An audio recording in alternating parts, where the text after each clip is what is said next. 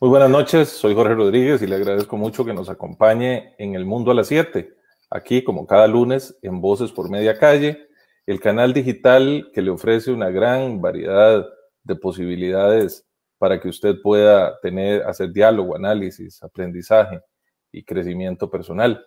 Ya son más de 30 los programas que usted puede tener acceso en el canal digital de Voces por Media Calle, en donde hay temas de emprendimiento, superación personal, deporte, política, humor, temas legales, de familia, de historia, de viajes, de música, de muchísimas cosas más. Por eso le invitamos a que se suscriba al canal y también que le dé like a la página del Mundo a las 7, donde hoy precisamente tenemos como invitado al precandidato del Partido Liberación Nacional, a don Claudio Alpizar Otoya, a quien le agradecemos muchísimo que haya hecho un campo en su apretada agenda para conversar esta noche. Buenas noches, don Claudio. No, Jorge, a vos las gracias. Siempre es un gusto conversar con vos y reencontrarnos y más ahora en esta quijotada en que nos hemos metido. Bueno, probablemente quienes nos ven y nos escuchan saben muy bien quién es nuestro invitado de hoy, pero no por eso vamos a dejar de presentarlo. Don Claudio Alpizar Otoya es un costarricense que estudió en la Escuela Miguel Obregón y en el Liceo Mauro Fernández Acuña en Tibás. Se graduó en la Universidad de Costa Rica como bachiller y licenciado en Ciencias Políticas y después hizo una maestría en Estudios para el Desarrollo en la Universidad Nacional y completó el programa de doctorado en Gobierno y Políticas Públicas de la Universidad de Costa Rica. Casado con Rocío El Chacón, padre de 2 hijas, es el productor y el fundador del programa Noche sin Tregua y también tiene una amplia trayectoria como subsecretario de Educación del Partido Liberación Nacional, director del Instituto Rodrigo Facio Brenes, profesor universitario, investigador del Centro de Investigación y Capacitación en Administración Pública de la UCR, del CICAP, asesor legislativo, director, productor de televisión y de radio. Creo que todas y todos conocemos sus programas Noche sin Tregua, Café y Palabras, y también ha sido asesor legislativo y desde 1990 ha sido también empresario. O sea, don Claudio es una persona con múltiples facetas. Pero ahora usted decía, don Claudio, esta quijotada. Antes de comenzar, hablábamos de que muchas personas decían que cuando usted dijo que iba a hacer un anuncio, todo el mundo dijo, se retira don Claudio. Y fue una gran sorpresa para propios y extraños que no fuera así. Empecemos por ahí. Eso fue una buena tomada de pelo del equipo de mercadeo, que como todos los precandidatos de Liberación se caían como guayabas maduras, ¿verdad? Del palo. Entonces, uno de los compañeros que está en el equipo dice, mira, y ya conseguimos los 29 millones. Eso era el viernes. Anunciemos en la noche que vamos a hacer una conferencia de prensa para dar un anuncio importante. El anuncio importante era que habíamos logrado los 29 millones. Pero él mismo decía, pero como todos han hecho una conferencia de prensa para decir que se van y dar adhesiones, todo el mundo va a pensar que vos vas a hacer lo mismo. Y efectivamente no, más bien estábamos a ese momento con mucho éxtasis de haber logrado durante el día viernes el saldo que nos faltaba para completar los 29 millones. No fue tarea fácil, Jorge, fue un trabajo arduo. En el movimiento nuestro es un movimiento de gente de clase media hacia abajo. Ahí no hay ningún rico, no hay ningún millonario. Es exactamente las raíces de lo que fue el Partido de Liberación Nacional, gente que le gusta pensar, analizar qué sucede en el país, proponer, pero todos de clase media. Entonces, por supuesto que llegar a los 29 millones no era tarea fácil. Yo veo candidatos, digamos, como Roberto Thompson, que una sola persona le dio los 29 millones, dichoso. O veo, pues, me imagino que Carlos Ricardo Benavides, como le ha favorecido tanto los intereses poderosos de este país, desde la Asamblea Legislativa, me imagino que en 3, 4 le ayudaron a conseguir los 29 millones. José María Figueres, con una facilidad pasmosa, consigue los 29 millones. Rolando Araya, por ahí leí que había, de boca de él, que le habían ayudado con la mitad a alguien. Nosotros no, mira, aquí yo la guardo con mucho cariño. Aquí tengo el estado de cuenta con el tiquetito del traspaso del sábado. Casi 300 personas, hicimos un enorme esfuerzo. Yo te contaba fuera de cámaras de que logramos 29.057.000, o sea, nos sobraron 57.000 colones. Y lo digo porque esto muestra que la unión hace la fuerza. Aquellos que dieron 15, 20, 25, 5.000 colones, seguramente pensaban que lo hacían haciendo un gran esfuerzo, pero que era muy poquito. Y no. Fíjate que si salís tan tallado como salimos, esos 5, esos 10, esos 50 fueron fundamentales para haber logrado. Hicimos cenas, vendimos algunos artículos con los logos nuestros, hicimos algunos desayunos privados donde aportábamos. Y fue una experiencia muy bonita, pero también te decía que fue de pasar varias noches durmiendo mal, viendo a ver a qué amigos podían aportar y uno podía molestar. No es fácil, Jorge, ir a tocar puertas. Yo estoy acostumbrado, porque desde muy jovencillo he sido emprendedor, estoy acostumbrado a vender publicidad, como ahora en mi radio y televisión. Cuando tuve tiendas, boutiques, estaba acostumbrado a vender productos de la tienda. Cuando tuve restaurantes, vos llegabas a mi negocio, yo te daba alimentos y bebidas y me pagabas. Pero empezar a motivar a la gente, tanto los del movimiento como amigos, para que aporten por un sueño, es otra cosa. Lo que andaba vendiendo, mire, bien se llama el movimiento, nuestro movimiento Esperanza Nacional. Lo que yo andaba vendiéndole era esperanza a la gente. Dichosamente hubo 300 compradores de esperanza y pudimos salir adelante. Bueno, eso, don Claudio, es muy interesante y sobre todo hemos recibido ya varios mensajes, algunos los hemos puesto en pantalla. Saludamos a Andrea Tencio, a Cieri Susi, a Patricia Tencio, a Gabriel Ureña, a Denis Cordero, a Jania Omaña, a Nancy Cibaja, a Gabriel Ureña y a Andrea Tencio nuevamente. Y a don Christopher Infante, que no puse el texto porque es un poquito más grande, pero lo voy a leer. Yo creo que todos los liberacionistas y no liberacionistas deben participar del proceso de elección interna. La democracia no solo es el voto cada 4 años, es aprovechar cada espacio. Tenemos que votar por el candidato más viable del PLN. Efectivamente, pareciera que hay mucha esperanza en torno a esto. Pero también está la otra cara, don Claudio. Hay gente que dice, bueno, pero esto es ganas de botar la plata, esto es una quijotada, porque ahí las encuestas hablan de que los otros tienen un respaldo electoral. ¿Cómo se siente usted ante eso? Mira, si en mi vida los obstáculos hubiesen sido prioridad para tomar mis decisiones, seguramente no hubiera emprendido absolutamente nada. Si cuando me decían, mira, pero si usted no tiene dinero, ¿cómo va usted a tener una tienda? Y la hice. Un día puedo contarle una historia lindísima de cómo tuve mi primer restaurante en un 5 en la bolsa. Después, cuando ingresé a la universidad, hice un gran esfuerzo para graduarme. Mis estudios me los pagué yo desde que salí de la universidad. No quería que mi madre hiciera más esfuerzos. Yo soy hijo de madre soltera y mi abuelita y ella hicieron un gran sacrificio para sacarme adelante. Y yo me pagué mis estudios. Me decían, no vas a poder conseguir los 29 millones, los conseguimos. Conseguido los 29 millones y el domingo pasado inscribiéndonos en el Partido de Liberación Nacional, ahora nos trazamos otra meta que alguna gente cree que es imposible, y es ganar la convención del Partido de Liberación Nacional. Esa es la otra meta. Vamos meta por meta. Los que hemos sido emprendedores no encontramos nunca murallas, encontramos retos, y eso nos va impulsando, y sobre todo cuando no estás solo. Es que si yo te contara, Jorge, la cantidad de gente que está en el movimiento Esperanza Nacional, nosotros hacemos que los otros candidatos no pueden hacer con dinero. Nosotros lo hacemos con voluntariado. Y eso para mí tiene un valor superior a todo lo que los demás están haciendo.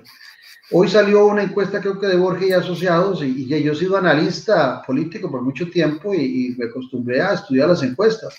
Esa encuesta lo que dice que antes de que pagáramos y nos anunciáramos, ese día se cerró la encuesta. Todavía podía haber gente que dudaba de que nos íbamos a inscribir. Esa encuesta contemplaba figuras que se retiraron, como Antonio Álvarez, como Fernando Zamora, contemplaba a Constenla, contemplaba a mucha gente, y ahora el menú se ha reducido y me gustaría ver las próximas. Pero lo más interesante es que aún así somos los únicos de esa encuesta que aumentamos, y aumentamos prácticamente el doble de la intención de voto. Entonces, como yo soy creyente, creo mucho en aquella premisa de que los últimos serán los primeros. Entonces, vamos a hacer un gran esfuerzo. Después de haber superado ese reto de los 29 millones, nosotros estamos trabajando con una gran ilusión. Los contrincantes nuestros no tuvieron ningún problema para esas murallas, para esos retos. Ellos sabían que ese reto era insignificante. Yo todavía recuerdo cuando salieron con la cuota de 29 millones, que se me paró el poquillo pelo que tengo, se me paró porque me la aumentaron. Nosotros nos imaginamos que iba a ser unos 20 porque eran muchos candidatos y salieron con 29. Y recuerdo que a mí se me paró el pelo y Antonio Álvarez decía que era una cantidad muy razonable. Pues cada quien juzga desde su billetera. Para la billetera mía era una cifra exagerada, vulgar, grandísima, pero para Antonio Álvarez era muy poquito. Y hoy por hoy, la motivación que hay en el grupo nuestro es extraordinaria. Y ya nos quitamos eso que a los demás no les preocupaba, nosotros nos lo quitamos. Y te voy a ser sincero, nosotros cumplimos en la fecha con las adhesiones. Hubo algunos de los movimientos, inclusive los que están inscritos, que tuvieron que pedir tiempo para cumplir con las adhesiones. Nosotros presentamos, y lo pueden verificar en nuestra página electrónica www.claudiaalpizar.com, el mejor plan de acción.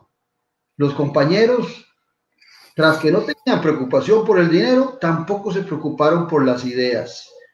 Las ideas que están plasmadas en mi proyecto no son las ideas de Claudio Alpizar, son las ideas de más de 500 personas en 22 comisiones trabajando con ideas. O sea, aquí hay equipo, aquí hay pensamiento, aquí hay tiempo. Eso que dedicamos nosotros, te invito a que veas, el mismo presidente José María, con todo y su expertise, presentó un documentito de 6 páginas para cumplir nada más, porque era un requisito. Nosotros, así como veíamos un gran reto el pagar 29 millones, también veíamos un gran reto presentarle un proyecto serio al país completo, y lo hicimos. ¿En qué consiste? ¿Cuáles son los principales puntos de ese proyecto, de esa propuesta que Claudio Alpizar y su equipo le está haciendo a Liberación y al país? Mira, nosotros partimos primero de una premisa que surge a razón del trébol de 4 hojas. Si vos lo ves, ese ha sido nuestro elemento diferenciador, como nuestro ícono. Cuando vos encontrás un trébol de 4 hojas, que cuesta mucho encontrarlo, es sinónimo de suerte. Nosotros queremos que nuestro movimiento sea una suerte, no solamente para Liberación Nacional, sino para el país. Entonces, partiendo de ese trébol, que significa cada hojita paz, prosperidad, trabajo, dinero, a partir de eso, nosotros conformamos 4 revoluciones. En esas 4 revoluciones que nosotros planteamos, estamos planteándole a Costa Rica un proyecto que se caracteriza por una revolución productiva, por una revolución tecnológica, por una revolución económica y por una revolución social. Normalmente la palabra revolución, mucha gente la relaciona con las armas, con la rebelión por la fuerza de los ciudadanos. Nosotros la relacionamos con una revolución de ideas. Usted puede revolucionar algo con ideas o con las armas, pero con las armas divide, genera un gran conflicto, genera una gran división del país. Nosotros queremos cambiar el modelo de desarrollo de nuestro país. Si vos me preguntas cuál es la principal idea o el principal objetivo, cambiar el modelo de desarrollo. Nosotros tuvimos en una cuarentena, ahora que está de moda el COVID y las cuarentenas, en el año 40 al año 80, un modelo de desarrollo que permitió un crecimiento sustancial de la clase media costarricense. Antes de 1940 en Costa Rica habían ricos y pobres, no había clase media. En la crisis de 1980, la crisis del petróleo, se cambió el modelo a un modelo de exportación, que fue muy exitoso porque el costarricense tiene el recurso humano que nosotros tenemos, es riquísimo y es muy poderoso. Y entonces el costarricense cambió a un modelo de exportación, pero debilitamos el Estado solidario. Se empezaron por la falta de recursos, se empezó a descuidar muchos de los servicios públicos de calidad que dábamos. Y paralelamente, sí, las exportaciones crecieron, pero es contradictorio, porque resulta que en 1980, en momentos de crisis, teníamos un ingreso per cápita de $1,034. Llegamos al año 2020, el año más bien 2019, y cerramos con un ingreso per cápita de $13,500. O sea, eso es lo que ingresa por cada costarricense. Entonces uno se pregunta, ¿por qué aumenta la pobreza? ¿Por qué aumenta sustancialmente el desempleo? ¿Por qué ha aumentado extraordinariamente hasta llegar a superar el 5,2 en el índice de Gini de igualdad en nuestro país? Bueno, sencillamente porque el país se ha vuelto más desigual, así de sencillo. Entonces, el modelo de desarrollo para nosotros es básico, y cuando proponemos estas 4 revoluciones, yo te las puedo describir en forma disasociada, pero realmente son consustanciales, son como las 4 mesas de una pata. Y ahí es donde estamos proponiendo, desde esa perspectiva, en todas las áreas, sea agricultura, sea tecnología, sea ambiente, sea energía, sea economía, mantener un equilibrio de esas 4 áreas: la revolución productiva, la revolución tecnológica, la revolución económica y la revolución social, para un nuevo modelo de desarrollo que nos devuelva equidad y que nos devuelva también el poder de la clase media costarricense. Hemos puesto varios de los comentarios que ustedes nos hacen llegar en esta entrevista con el precandidato del Partido Liberación Nacional, don Claudio Alpizar. Les agradecemos muchísimo. Tengo aquí uno de don Alexander Castillo, que es un poco más largo. Voy a leerlo. Un abrazo fuerte, Claudio. Cuando Roberto García nos presentó, comencé a conocerte y creo que sos un verdadero socialdemócrata. Si se da el caso de que no ganes, ¿apoyarías otros proyectos que defiendan los mismos principios? Seamos sinceros, no todas las tendencias del partido son socialdemócratas. Muy buena pregunta nos hace. Excelente pregunta. Alexander. Mira, el pensamiento de Roberto Thompson y de Carlos Ricardo Benavides no tiene nada que ver con la socialdemocracia. Absolutamente nada.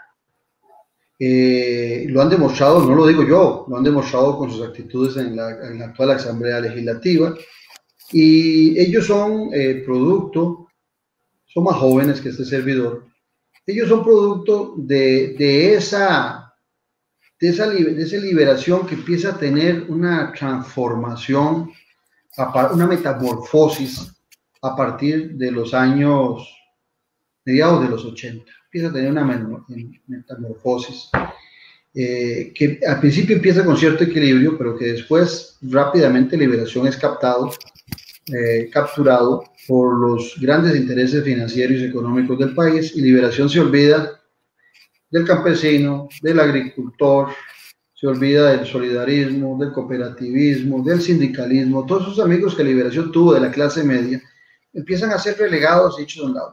Esos dos, a mí me costaría mucho, tendrían que transformarse mucho ellos en esta campaña para hacerlo. En el otro caso particular de Rolando Araya y José María Figueres, creo que tienen un poquito más de ese tinte socialdemócrata. El de Rolando Araya más vetusto, menos actual. El de José María más permeado de una visión de mundo que él tiene, pero que a veces no coincide con la visión de los costarricenses. Entonces sería algo que hay que analizar en su momento. La verdad, te lo digo, dicen que todos los que están en campaña dicen lo mismo. En estos momentos no me pasa ni por la cabeza perder. La ilusión, la carga de batería, de energía que recibimos a razón de podernos inscribir, es como un impulso para este sprint final. Quedan 43 días, que nos tiene motivadísimos. Ya te digo, en esa encuesta crecimos, es una encuesta de la fotografía del día 20 para atrás. Esta semana hemos estado en una actividad permanente. Esta oportunidad que vos nos das es una de esas. Entonces no me pasa por la cabeza, pero habría que revisar muy bien, porque bien, como dice el amigo, si no hay un proyecto que yo me identifique, y sencillamente, si es del caso, pues me hago a un lado para no estorbar. Yo estoy metido en esto porque creo en mi gente, creo en el proyecto, y no quisiera tener en este momento ninguna seña de derrota. El día que se dé, si es que se da, que espero que no sea así, ese día pues me tomaré tiempo para ver quién ganó primero y saber realmente si esa persona está pensando en Costa Rica o está pensando en algún grupo particular, porque yo estoy aquí pensando en el país. Tenemos una gran cantidad de comentarios y participaciones, hemos tratado de poner todos al aire. Andrea Tencio pregunta, don Claudio, ¿qué fortalezas tiene usted como precandidato a diferencia de los demás? Si podríamos saber. Pero antes de que don Claudio nos conteste, dice don Andrés Cairol, buenas tardes, admiro mucho a don Claudio. Quisiera saber qué han planteado su equipo de salud sobre la lista de espera antes de la pandemia, que ya era larga, para luego de la pandemia avanzar y ponerse al día en cirugías, procedimientos y consultas de medicina especializada. No cabe duda, don Claudio, que el tema de la pandemia es un desafío gigantesco, ¿verdad? Entonces, un poco tratando de combinar las preguntas de Andrea y de Andrés, bueno, ¿qué fortalezas tiene don Claudio y cómo las pondría en práctica en un desafío de esta magnitud? Mira, yo como le dije una vez a un entrevistador en una entrevista de trabajo, le dije, mira, yo me quiero tanto que no me encuentro defectos, que me los encuentren otros, pero en el fondo los tengo, por supuesto. Bueno, pero su página dice que Claudio Alpizar se define a sí mismo como un triunfador. Sí, porque el triunfo no necesariamente tiene que ser económico, sino de alcanzar metas y sentirse uno realmente satisfecho. Yo le diría a Andrea que la que me diferencia a mí de los demás es que yo realmente estoy con la gente. Es que yo realmente me he criado en el mundo de la interrelación. Yo mantengo una relación permanente con la gente humilde, con la gente de clase media, y por medio de mis programas y actividades me he rozado con gente de otros niveles. Entonces yo tengo el equilibrio. A mí lo único que me separa del contacto de la gente hoy por hoy es el COVID. De ahí en adelante mi vida es relacionarme con la gente, conversar con el guarda, con el policía, con el de la feria del agricultor, con el empresario, con el rico. Y nunca he sentido diferencia con los humildes y tampoco me he sentido ni diferente ni menos que los poderosos. Siempre he sido muy irreverente con los poderosos de poder decir lo que pienso y lo que creo, porque siempre he tenido una independencia de criterio. Si vamos a lo que sucedió en la inscripción, mi movimiento es totalmente independiente. Ese soy yo. En cambio, los demás compañeros están todos muy comprometidos con sectores y no con gente. Yo estoy comprometido con esa gente que el Partido de Liberación Nacional ignoró o empezó a ignorar hace varios años. Y el compromiso es como mi país. Yo quiero hacer algo diferente. A la gente le sonará iluso de cajita blanca, pero yo lo hago por vocación. Yo estoy metido. Mi felicidad, Jorge, no depende de la política. Mi felicidad la tengo con mi esposa y con mis hijas. Lo que tengo es un compromiso ciudadano, una pasión por la política con P mayúscula, como digo siempre en mi programa, y un compromiso de realización personal, porque creo que las cosas se pueden hacer mejor de como se han hecho en los últimos gobiernos, contemplando que se gobierna para las grandes mayorías, que se gobierna no para grupos específicos, sino para un gran conglomerado de costarricenses que esperan cambios. Un mal gobierno, Jorge, un buen gobierno no nos hace feliz a todos, porque la felicidad es una decisión propia, pero un mal gobierno nos puede hacer infelices a todos. Pregúntenle a los venezolanos. Entonces, la idea es recuperar eso y planteárselo. Y en relación al tema de salud, es una de las comisiones más nutridas con una gente de calidad. Mira, tenemos médicos como la doctora Sadie Morgan, tenemos al que la dirige, que es Andrés Castillo, tenemos al doctor Marino, tenemos a Rafael Sadler. Tengo amigos que también me ayudan y que están conmigo, como el doctor Daniel Valerio. Tengo al geriatra número 1, el primer geriatra de este país, Carlos Luis Alpizar, que yo le digo primo, pero no somos nada. Carlos Luis Alpizar es el primer geriatra, porque hoy todo el mundo habla de la juventud, de que llamarla a votar. Pero los viejos, ¿qué es? Que los jóvenes no se hacen viejos, Jorge, no van a llegar a esa situación. Ojalá, ya. Por supuesto tienen que llegar. Entonces también hay que pensar mucho en los que estamos viejos o vamos a llegar a ser viejos pronto.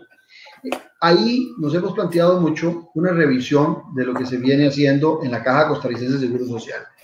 Pero al que pregunta también le quiero decir que no está solo en las manos del presidente de la República, porque la Caja Costarricense de Seguro Social, dichosamente, por disposición constitucional en 1949, es una institución autónoma en lo administrativo y en lo político. Tiene una junta directiva que es tripartita, donde hay 3 miembros de gobierno, 3 miembros que representan al sector productivo, empresarial, y 3 que representan a movimientos en cooperativismo, solidarismo y sindicalismo. Entonces, las decisiones que se toman en la caja, puede ser que el presidente ejecutivo, que me tocaría a mí escoger como si fuese presidente, tendría que ir con un lineamiento muy claro, pero tiene que tener grandes dotes de liderazgo, porque no es solamente ser médico, o no es solamente haber participado en una campaña electoral, no, llega a dirigir la Caja Costarricense de Seguro Social, tiene que tener una gran ambición de transformación y de poder convencer a los demás miembros de la Junta Directiva hacia dónde debe ir la institución, porque no solamente es el tema de las filas. Claro que las filas hay que corregirlas, claro que las filas se van a acumular con relación al COVID, hemos estado concentrados solo en esa enfermedad y hay gente que padece de cáncer y de otras cosas que está sufriendo, pero fíjate que también hay temas de medicamentos que son tan caros en nuestro país. No es posible que la Caja Costarricense de Seguro Social no tenga farmacias, por ejemplo. ¿Por qué la Caja no tiene farmacias? Porque la Caja no puede competir con las demás farmacéuticas a ver si la Caja, con la cantidad de medicinas que compra, no puede abaratar esas medicinas tan caras. Aquí hay intereses que no quieren dejar que la Caja tenga farmacias y tal vez sería muy interesante que nosotros los costarricenses pudiéramos con nuestro carnet llegar y tener un descuento de medicamentos que a veces nos recetan en el sector privado y entonces no vamos a citas de la Caja, pero tenemos el beneficio de las farmacias de la Caja bien surtidas y a buenos precios. No es posible que en Europa o en los Estados Unidos los medicamentos sean más baratos que en Costa Rica. Y por otro lado, aparte de los medicamentos, aparte de las filas, que ahí también los médicos nuestros han hablado claramente de la necesidad de tener más médicos especialistas. Eso no se logra en 4 años, no se logra en 3 años, es un proceso largo de 8 o 12 años, pero por lo menos, gracias a Dios, tenemos el gran sacrificio de muchos médicos que están dispuestos a trabajar hasta 12 horas y después les pagan un salario de 5, de 6, 7 millones y la gente dice, ay, pero qué barbaridad, ¿por qué un doctor gana eso? Bueno, porque ha trabajado 12, 14 horas. Entonces también hay que ser conscientes del esfuerzo que hacen cuando no hay la calidad de médicos. Pero hay otro tema que a mí me preocupa mucho, Jorge, que es el tema de las pensiones. El tema de las pensiones, hoy por hoy, cuando se planteó en 1941, con la creación de la Caja, la posibilidad de tener un sistema de pensiones, nosotros tenemos una población de 672,000 costarricenses y habían 40 nacimientos por cada 1,000 costarricenses.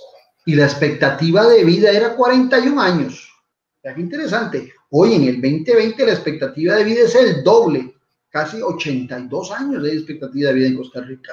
Y ya no somos 672,000, somos 5,100,000 costarricenses. Y resulta que como es piramidal las pensiones, si antes, en 1941, de cada 1,000 costarricenses había 40 nacimientos, resulta que hoy de cada 1,000 solo hay 13 nacimientos. Entonces, cada día a esa pirámide van ingresando menos costarricenses y entonces, ¿cuál es la solución que siempre nos dan? Vamos a subir la edad de pensión. Entonces está uno a punto de pensionarse y le dice que ya pasó a los 70. Vamos a subir la cuota. No le alcanza a uno el salario, le suben la cuota de la Caja y también joden a los empresarios que tienen que pagar más. Vamos a bajar el monto de pago de la mensualidad de la pensión. Y hay que hacer algo. Y yo he planteado que, por ejemplo, negocios interesantes para producir recursos con un buen fondo de pensiones, puede ser que nosotros explotemos el oro de Cruzitas, en lugar de que nos roben. Hoy, sin tocar los grandes yacimientos, nos han robado 400 millones de dólares. Imagínate eso, imagínate el poder explotar el gas natural y que la mayoría de las utilidades de eso vayan a un fondo de pensiones. Eso nos podría permitir a nosotros darle una vitalidad al fondo de pensiones para que la gente se siga pensionando a los 60, 65 años. Si las grandes potencias como Alemania, cuando calculan su economía, si su economía es pujante, uno de los valores fundamentales en Alemania para saber si la economía es buena es el tiempo de ocio. O sea, si yo trabajo, en lugar de trabajar 10 horas, me la bajan a 8, y en lugar de trabajar 8, ahora trabajo 7, como resulta en Alemania. Ahí estaban discutiendo antes de la pandemia, bajar la jornada laboral a 6 horas y también tener más vacaciones. Eso es el ocio, eso es salud. Entonces también la Caja Costarricense de Seguro Social, si tuviéramos un fondo de pensiones que no dependa únicamente de las cotizaciones, es muy posible que podríamos tener un fondo que nos asegure una fortaleza económica, inclusive para gente que apenas está en desarrollo o en el vientre de su madre. Eso es muy interesante porque entre las múltiples preguntas y comentarios que han llegado, decía Alexander Castillo, es urgente detener la ampliación de la brecha entre ricos y pobres. ¿Cuál cree usted que son los puntos que debe tener una agenda nacional para eso? Usted ha mencionado algunos, pero en realidad, don Claudio, aquí el tema es, y con esto quiero entrar a otro campo en relación con su experiencia y su habilidad, que es, bueno, este no va a ser un tema fácil. O sea, ganar la candidatura es un gran desafío, un primer gran desafío. Pero luego, siendo candidato, poder poner de acuerdo a sectores para este tipo de propuestas no es sencillo. Sobre todo usted como especialista en ciencias políticas y como analista con mucha experiencia, sabe bien que la polarización en este país no es solo un asunto de desigualdad, es un asunto de extremos ideológicos. ¿Tendría usted, cree, las condiciones para hacer ese gran, buen componedor que el país necesita? Creo que sí. Y me acompaña el pensamiento ideológico nuestro, la socialdemocracia. Somos de centro. Nosotros podemos hablar con la gente de izquierda o de extrema izquierda. Nosotros podemos hablar con la gente de centro derecha o la gente de derecha y buscar las sinergias necesarias para establecer un proyecto de interés mutuo. Cuando usted tiene un gobernante que de repente solo atiende a los grupos gremiales, sean estos sindicatos, por ejemplo, o cuando tiene un gobernante que solo atiende a los grupos empresariales, usted tiene un enorme sesgo en la toma de sus decisiones.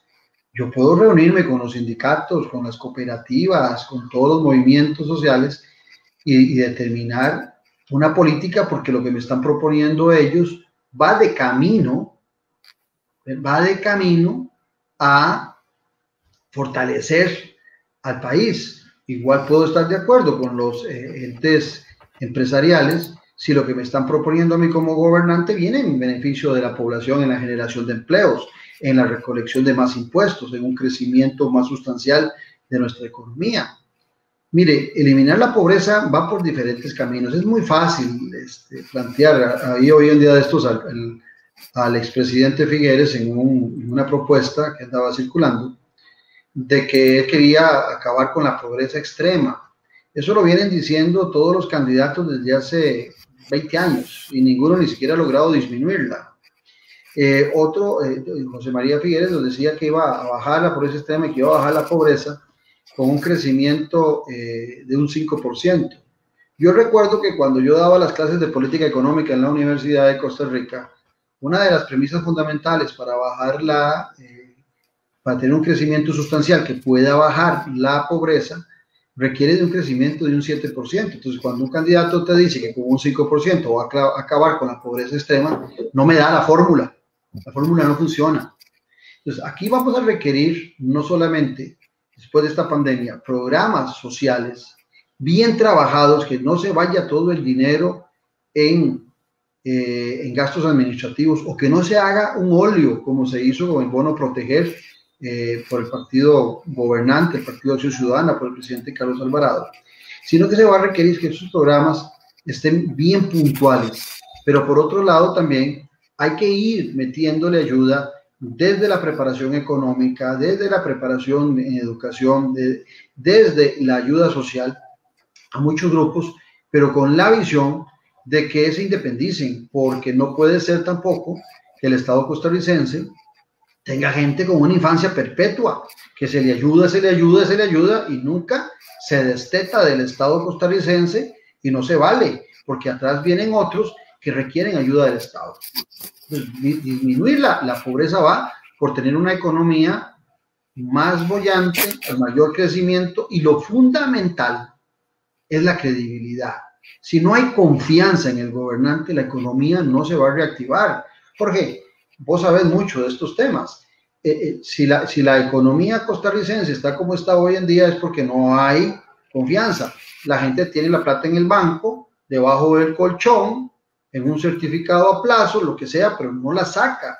O, por ejemplo, los consumidores no queremos cambiar de carro, no queremos cambiar de muebles, no queremos comprar en el supermercado las cosas que no sean básicas, no queremos gastar en ropa, en vestirnos, nos quedamos con los mismos anteojos. O sea, si no logramos reactivar la economía generando confianza, la economía no se va a reactivar, no van a salir nuevos emprendimientos, nuevas empresas. Por otro lado, ocupase una banca del Estado solidaria con esos nuevos emprendimientos, porque si hay algo que rescatar en este 2020 y en este 2021 es la capacidad de reinventarse de los costarricenses, ¿verdad? De poder establecer nuevas formas de vida económica ante los despidos, ante los cuartos de tiempo, que también aquí es doloroso.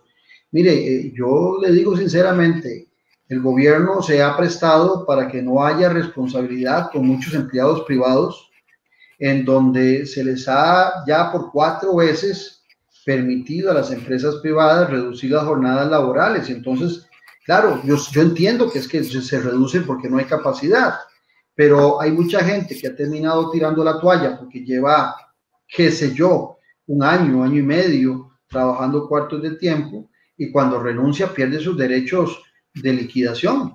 Entonces aquí ha habido un jueguillo que no se vale, ¿verdad? En algún momento también se supone que la plata de la liquidación la deben estar en asociaciones solidaristas o la debe tener el empresario guardado para un caso como el que está pasando ahora. Pero hay muchos costarricenses del sector privado que perdieron sus liquidaciones porque decidieron, ante la carencia de recursos, retirarse y dedicarse a alguna actividad. Entonces hemos demostrado un gran emprendimiento, y la resiliencia que tiene el costarricense hoy es superior a la que teníamos allá en la crisis de los años 80, cuando solo teníamos 2 productos de exportación.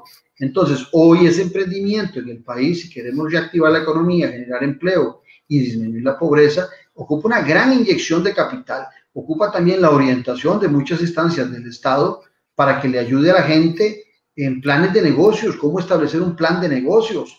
Para eso está el Estado, para que sea un pie de amigo para muchas iniciativas privadas.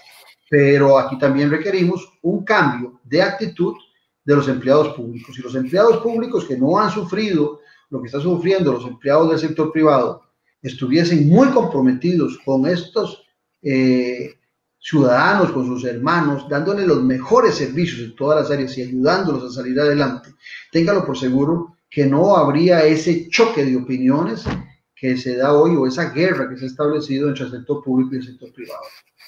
Para quienes se suman en esta conversación que tenemos con el precandidato del Partido de Liberación Nacional, don Claudio Alpizar Otoya, agradecerles por sus comentarios, y también aprovecho para saludar a mi querido buen amigo Jorge William Calvo Madrigal y a su familia. Un abrazo muy grande y el agradecimiento por estar en sintonía.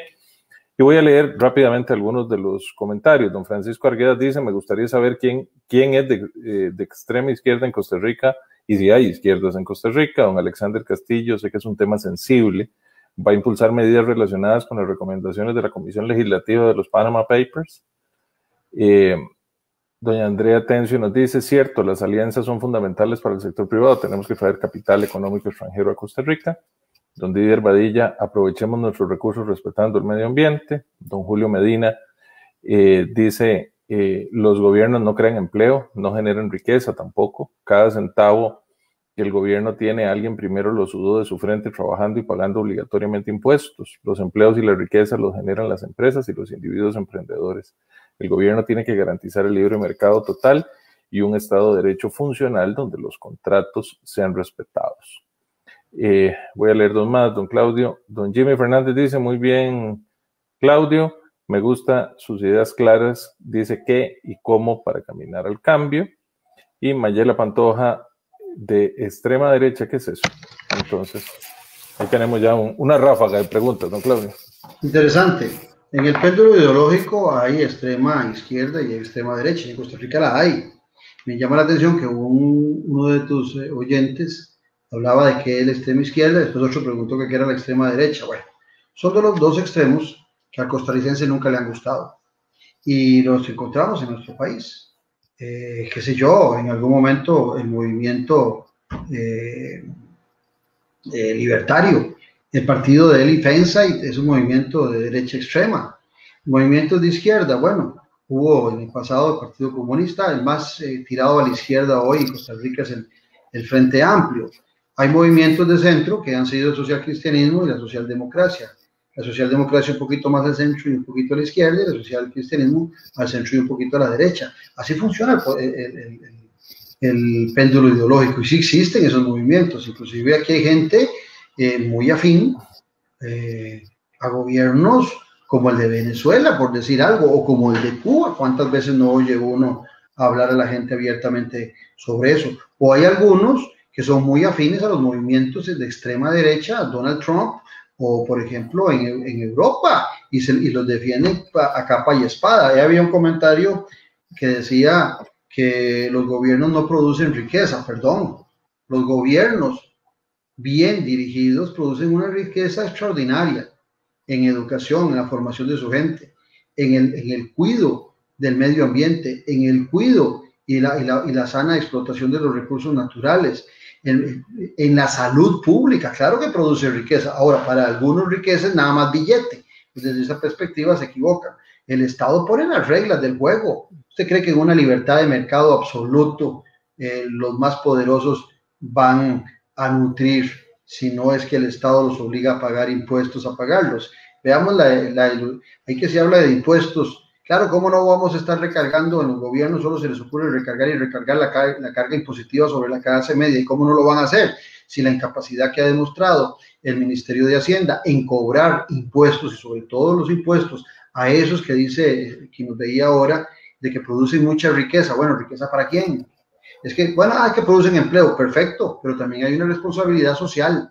O sea, yo no puedo pretender disfrutar de la libertad de un país, de la libertad de movimiento en un país, de la libertad de expresión en un país, de la libertad y el pago de procesos electorales en nuestro país, porque no creo en que el Estado tenga que financiar muchas de esas cosas. No.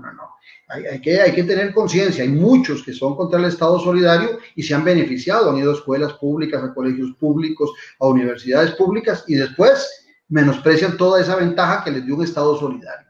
Yo lo que estoy totalmente en desacuerdo es que el Estado costarricense siga trabajando sin eficacia y sin eficiencia. Hay que exigirle a todas las instituciones del Estado que se desarrollen en un mercado de eficiencia y eficacia. Eso estoy totalmente comprometido. Pero para algunos que piensan que el Estado no sirve para nada, bueno, es que seguro están en una posición muy cómoda. A mí me gustaría saber qué piensan los más humildes, que a pesar de que los servicios de salud no son como deberían ser, en el caso de la Caja Costarricense de Seguro Social, no tienen otra alternativa más que ir a la Caja. Y si no la tuvieran, no podrían ir ahí. ¿Qué sería de muchos costarricenses que, a pesar de que la educación pública tiene que mejorar sustancialmente, no existiera?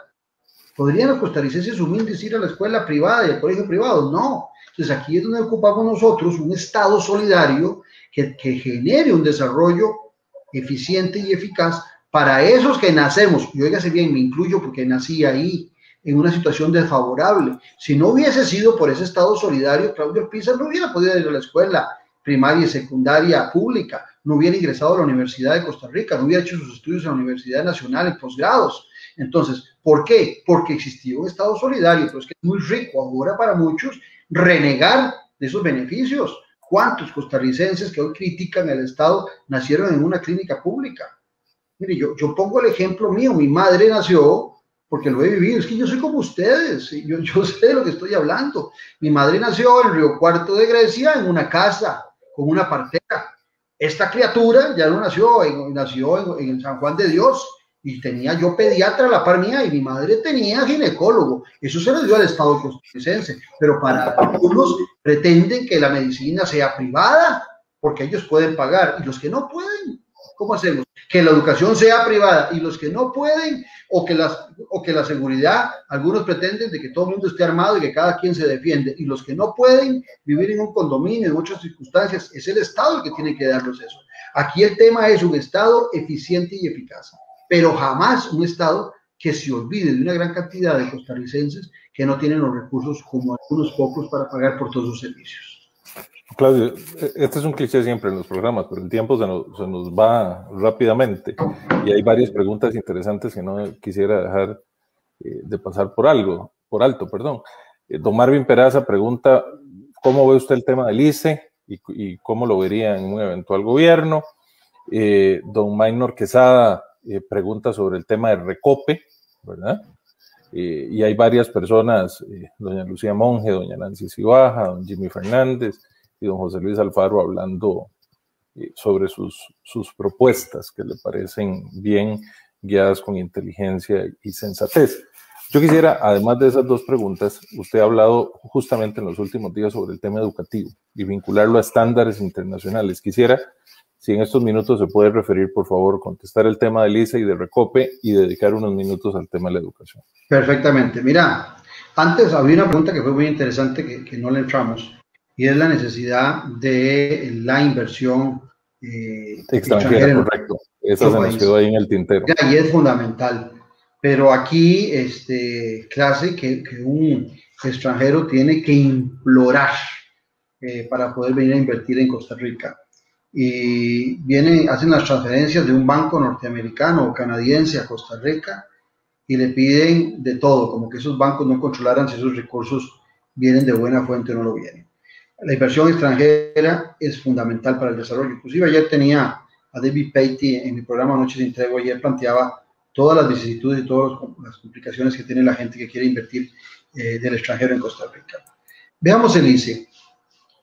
En el ICE no hay la menor duda de que, siendo una institución autónoma que fue fabulosa en el desarrollo eléctrico en nuestro país y también fue el pionero en las telecomunicaciones en nuestro país, no hay la menor duda de que han habido malos manejos de los recursos y en algunos casos se ha festinado o ha sido muy irresponsable en algunas inversiones que se han hecho. Pero eso no quiere decir que hay que acabar con el ICE. El ICE, al final de cuentas, le ha servido a muchas de estas instituciones privadas que han venido a nuestro país para poderse instalar en temas de telecomunicación y otros temas, puesto que se han valido mucho de la infraestructura que hemos desarrollado todos los costarricenses a través del ICE. Y creo que el ICE todavía tiene espacios pendientes donde podría incursionar. Por ejemplo, yo he venido hablando mucho de la necesidad de meter internet, pero de buena calidad. Nuestro país es pequeño en territorio y no se vale que el internet no sea de la misma calidad de frontera a frontera, de mar a mar. No se vale, como ha dicho la presidenta ejecutiva del ICE, de que para qué queremos tecnología 5G, que eso solo sirve para bajar películas. Se le olvida a la señora Irene Cañas de que el 5G se utiliza para el Internet de las cosas y para comunicaciones mucho más sofisticadas. Y está demostrado por el BID y por el Banco Mundial que los países que invierten en mayor penetración del Internet logran aumentar en un 3.5 su PIB solo con una penetración de un 10%, que la generación de empleos y de nuevas oportunidades en todas las zonas del país se vuelven mucho más atractivas. El COVID nos dio un par de cachetadas a los costarricenses por habernos dormido en ese desarrollo y pienso que ahí el ICE podría jugar un papel importante. Los que no creen que esto es posible, sí es posible y realmente es sencillo.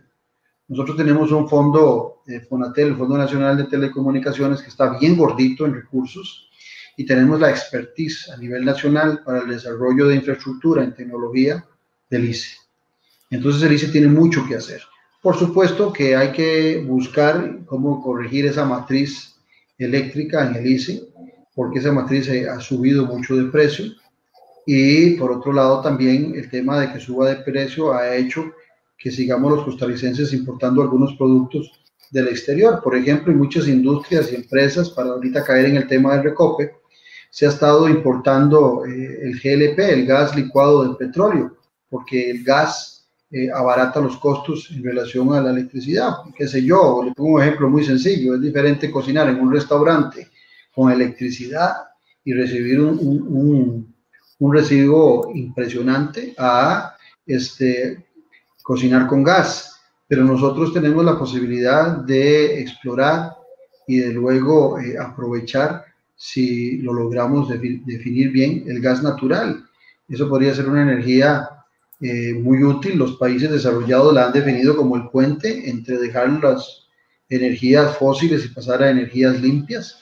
Nosotros a veces somos medios arrogantes y queremos brincarnos ese puente, y tenemos un puente, y si estamos importando gas natural, ¿por qué no podemos producirlo? Entonces ahí podemos entrar al tema de Recope.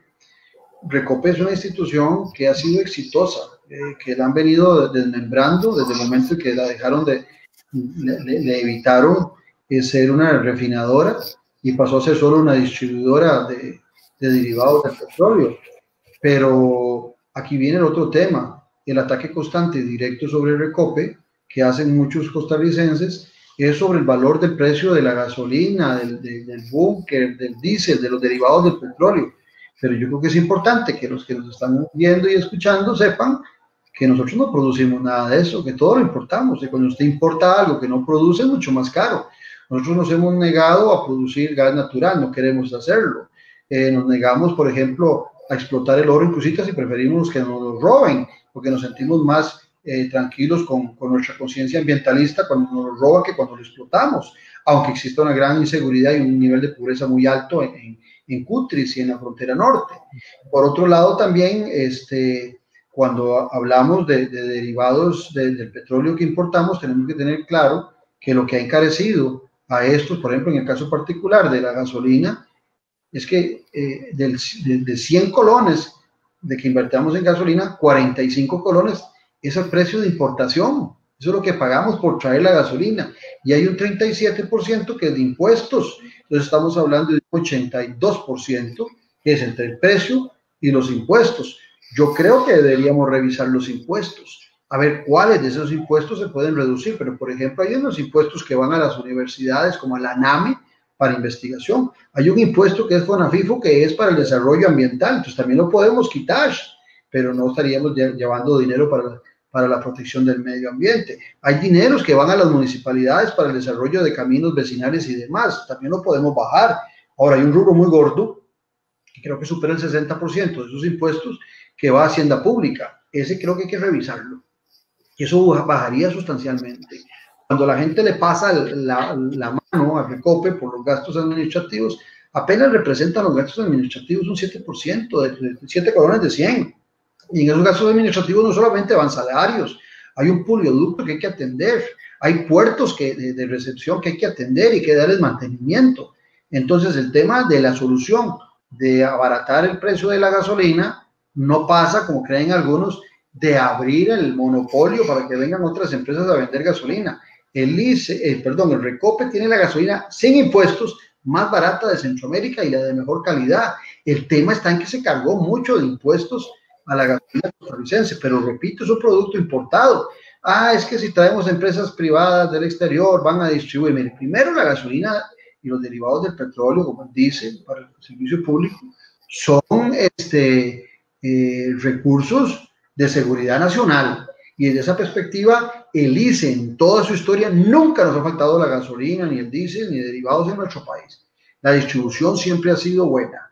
El tema está en que, ya le digo, lo hemos maniatado y lo hemos bajado. ¿Por qué no ponemos al Recope? Dije el ICE antes, estaba hablando de Recope. ¿Por qué no ponemos al Recope a investigar sobre gas natural, hidrógeno verde, y le damos posibilidades de otras alternativas? ¿Por qué no pensar, aunque a algunos les duela, pero por qué si vamos a seguir dependiendo todavía 50 años más del petróleo y después de que tal vez disminuyamos la participación del petróleo, por qué no pensar en una refinadora que pueda refinar productos para que sea más barata la gasolina en nuestro país y hasta podríamos tal vez exportarla al resto de Centroamérica? No, es que hay una negación a la verdad, y la verdad es que la gasolina es importada. En el caso, Jorge, particular de Recope, es una gran cantidad de recursos que va a la Hacienda Pública. Y a mí me preocupa algo, con la incapacidad que tiene el Ministerio de Hacienda para recaudar los fondos, sin la tecnología, sin el equipo, sin los programas tecnológicos para tener una verificación sustancial sobre los impuestos. En el camino, todos los impuestos que recoge Recope pueden perderse por evasión y pueden perderse por elusión.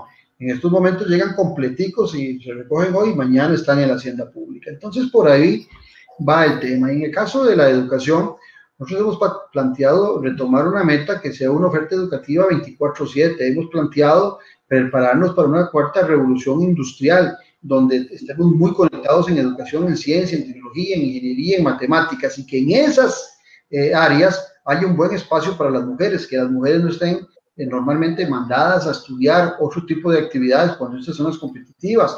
Creemos que el estudio, que ya hasta que se aburre la gente de oír a los políticos hablar de que necesitamos ser bilingües en todo el país. Mire, lo digo por experiencia. Cuando yo estudié en un colegio público y los 5 años casi que paso no estudiando el verbo to be, y son 5 años. En 5 años alguien que tiene clases buenas de inglés debería salir hablando inglés, de la educación pública costarricense, el Big Data para tomar decisiones en relación de las falencias y las debilidades, la diferenciación de las diferentes zonas del país. No hablo de los 82 cantones, hablo de las 6 regiones que tienen grandes diferencias, ni qué decir de los cantones también. Necesitamos buscar mayor conectividad, como decía antes, de los centros de educación, un sistema integrado de información, saber cómo está el estudiante y las debilidades y las falencias que hay entre unos y otros. Debemos reconstruir las capacidades del sistema educativo. Nosotros no podemos seguir en una educación del pasado cuando el presente exige más. Estamos en una época no de cambio, estamos en una época de cambios constantes, y ahí la educación requiere, como lo ha dicho Iván Molina, como lo dice nuestro compañero Mauricio Portillo y otros tantos que están en la Comisión de Educación, requerimos una reforma educativa sustancial.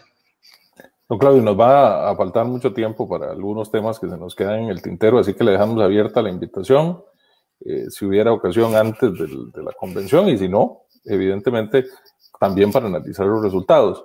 Yo quisiera hacerle una última pregunta que ya la hizo don Edgar Adolfo Aguilar, y me parece que es la pregunta correcta. ¿Cuál es el mensaje del Movimiento Esperanza Nacional ante los y las liberacionistas, así como al ciudadano costarricense en general, ante una convención abierta? Dichosamente la convención es abierta y cualquier costarricense solamente con su cédula puede votar.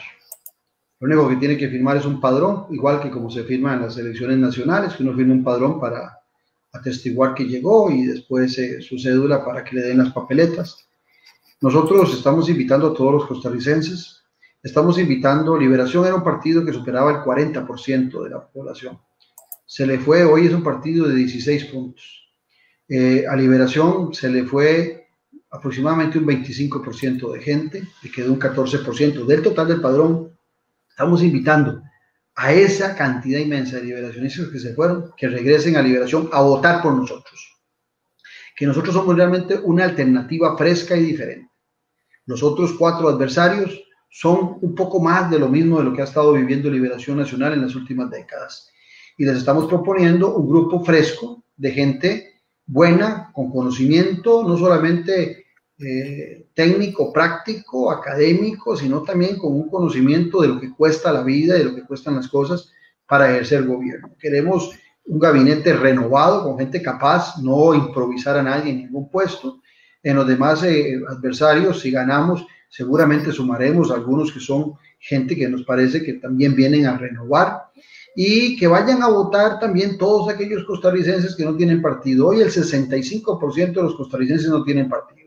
Esos tienen libertad de ir a todas las convenciones. ¿Y por qué no ir a la de Liberación Nacional? De todas formas, a Liberación Nacional le hace falta un buen baño de pueblo, de ciudadanos. Se le olvidó Liberación de dónde nació y a quién se debe. Entonces invitamos a ese 65% que no tiene partido político, que vayan y escojan la mejor alternativa. Y la mejor alternativa es el Movimiento Esperanza Nacional. Y yo soy la punta de lanza de ese movimiento, un movimiento compenetrado con el país, con los grandes problemas nacionales, y con buscar devolverle a la clase media y a los más humildes de este país la posibilidad de un país solidario y justo. Claudio, muchísimas gracias por su tiempo, por su prioridad. Están este espacio siempre abierto a todas y todos los que han participado y nos han seguido. Muchísimas gracias. Les esperamos el próximo lunes aquí en El Mundo a las 7. Buenas noches, don Claudio. Buenas noches a todos. Buenas noches.